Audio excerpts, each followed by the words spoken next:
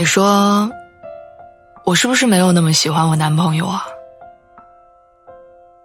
之前在一次聚会上，朋友突然问我这个问题。我看着他纠结的样子，仿佛看到了2年前的自己。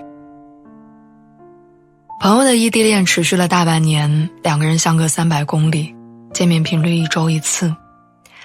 男生每一次驱车前往都会带上一份小礼物，有时候是自己亲手做的甜点，有时候是一束花。朋友怕他奔波劳累，也时常去对方的城市。2个人的感情在一来一往中升温，关于结束异地的现实问题也被提上日程。经过多年的打拼，男生当上了分公司的负责人，拥有着高薪的工作。于是男生提出让朋友去他所在的城市生活。维系一段感情，持续的异地恋不是长久之计，而结束异地，至少需要一个人的妥协。男生的高薪足以支撑起一个家庭的开销，男生所在城市也有着充沛的教育资源，有利于未来孩子的发展。不管从哪个方面判断，朋友放弃现有的工作，奔赴对方的城市，再找一份对口的工作，都是最优选择。可是对于他而言，他喜欢当下的工作，也喜欢家人朋友都在身边。2年前正在经历异地恋的我，也陷入过相似的问题。在很长一段时间，面对男友的嘘寒问暖，我都很心虚。不是不喜欢他，而是我意识到我对他的喜欢是有上限的。在约定好结束异地的关键时刻，我遇到了一个很不错的工作机会，无论是平台还是资源，都能让我在很大程度上发挥自己的能力。当时的我狠不下决心放弃，但是我第一次发现自己喜欢男友的上限在那儿。于是在那之后，我发现自己的爱情很脆弱，抵不过一份还不错的工作。我在跟我男朋友坦白想法的时候，我说了那句抱歉，这就是我爱一个人的上限。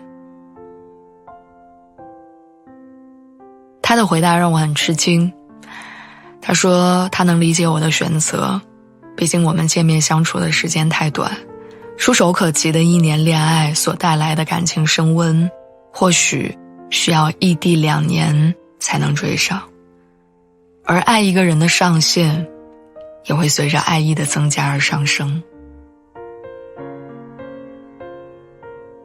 仔细想想，在恋爱之前，我喜欢一个人的上限是无法接受异地恋的，结果我谈了。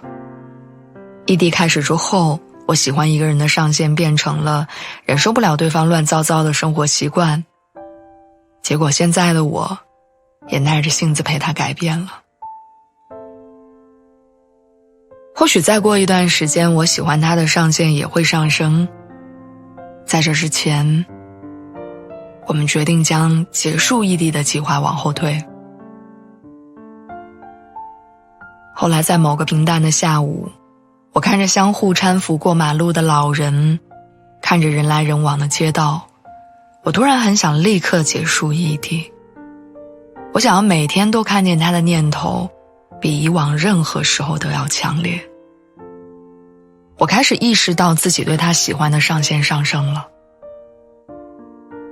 那时候我看到的不是爱情和工作的2选1，也不是爱情和自由的2选1，而是我想要的生活和我没有那么想要的生活2选1。现在我们熬过了3年的异地恋，不久之后就要结婚了。不得不承认，爱一个人是有上限的，只不过在面临抉择的时候，很多人没有想过这个问题。因为超出上限的选择只能被称为勉强，而这份勉强会在日后爆发。给彼此的爱一点时间吧，让它慢慢发酵，直到你可以坦然地接受某个以前你接受不了的选择，那时候才叫双向奔赴。